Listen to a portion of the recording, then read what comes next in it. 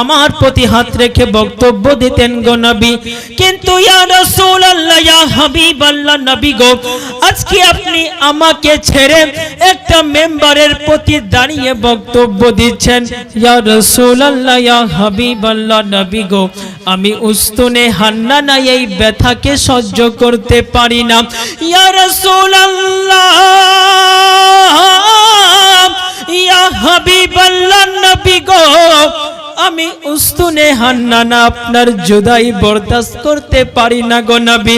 ইয়া রাসূলুল্লাহ, ইয়া হাবিবাল্লাহ নবী গো, আমি কেমন করে আপনাকে ছেড়ে থাকবো গো নবী।